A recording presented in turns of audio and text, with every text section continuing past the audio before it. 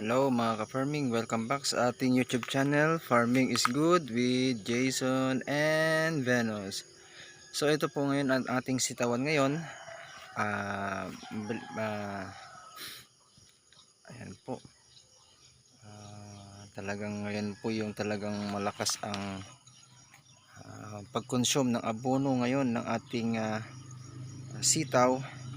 Ito po ay katapos po ng Super Typhoon Ragasa. So ang ginawa po natin, bago po dumating yung bagyo, ay tinanggalan po natin ng dahon dito sa ilalim. Kaya ganyan pong itsura niya guys. Kaya buti na lang na ganyan tayo kasi pag malakas ang hangin, isang factor yan para yung sitaw natin ay mawagwag ng malakas dahil sa lakas ng hangin. So ayan, yung mga dahon guys natin pinagtatanggal natin. Ayan. So ganito na po yung bunga ng ating sitaw mga ka-farming. So ang gagawin natin ngayon, maglalagay tayo ng abono na triple 14 at lalagyan natin ng humus and yung potassium. So ganito pong ginagawa ko guys. So meron pa akong regadera. Ayan po. So ito po yung ano guys, potassium. kahit isang kutsara lang po o kaya ganyan lang po karami. So ilalagay natin dito. Tapos meron tayong triple 14. Ayan po. Siguro mga ano to, 2 kutsara. And then yung humus, ito may humus kasi kami. Ayan. Pinilagay na yun. Kahit ano rin yan, mga 2 kutsara rin ang rami. O kaya dagdagan mo, depende sa iyo. So saka natin timplahan ng tubig.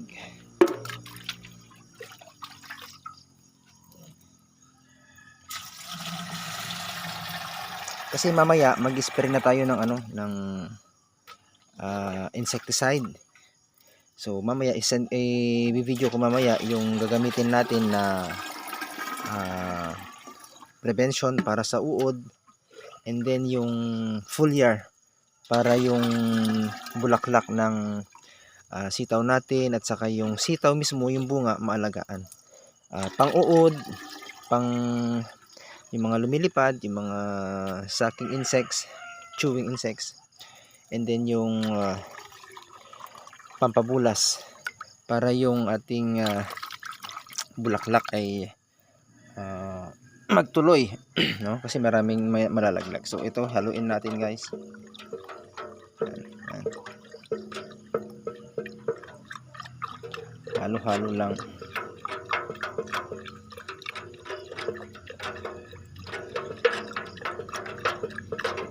So pagkahalo nun guys, pwede na itong idilig-dilig sa bawat puno ng ating sitaw. So pupunta pa tayo doon.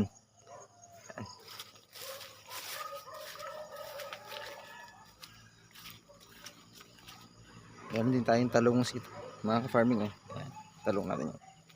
So ang ginagawa ko mga ka-farming, ito, makikita nyo yan, ididilig natin yan, tansya-tansya lang, tsaga-tsaga lang. Ayun, tansyahan mo yung ang malalagay, yung parang isang lata ng sardinas.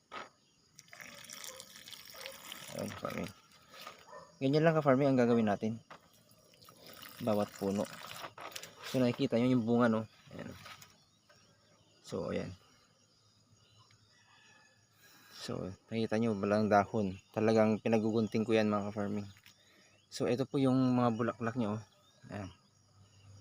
Siguro makikita nyo naman mga ka-farming. So yung mga bunga, ayan yung mga bunga. Siguro mga after 1 week to, pwede na mag-harvest mga ka-farming. Ayan.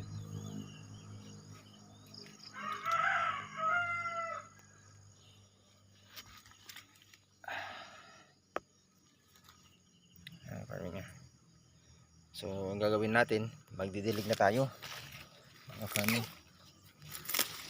Tsaka-tsaka lang talaga ang pagdidilig ng ating sitawan.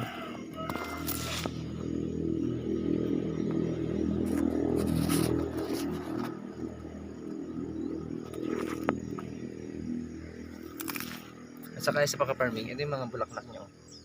Yan. Talagang maramihan na talaga yung ano, bunga. Meron na ito pwede na ito eh, malaki.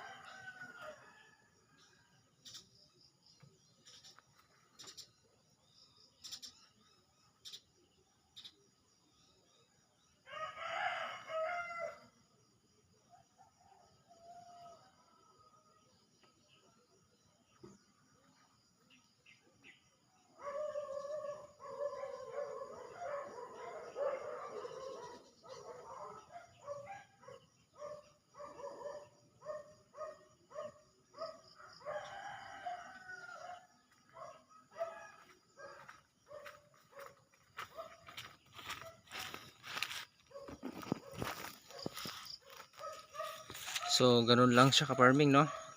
Kasi maraming nalalaglag na ano, mga bulaklak din. So ayan, ka-farming. Kailangan siguro natin mag-spray ng ano, ng foliar insecticide. At saka yung mga ano, pamatay ng paru-paro, yung mga may lumilipad. Saka yung mga uod, pamatay uod mga farming. So maraming nalalaglag kasi na ano, napansin ko marami siyang bulaklak na nalalaglag. May mga ibon kasi na dumadapo dito. Ayan, ito mga farming ang bunga. So sa mga nagtatanong kung anong klase, anong variety itong sitaw natin, comment ko na lang po dito sa comment section and sasagutin ko po kayo. So maraming salamat mga ka-farming and God bless po sa ating lahat. Okay, good morning. Salamat sa panonood.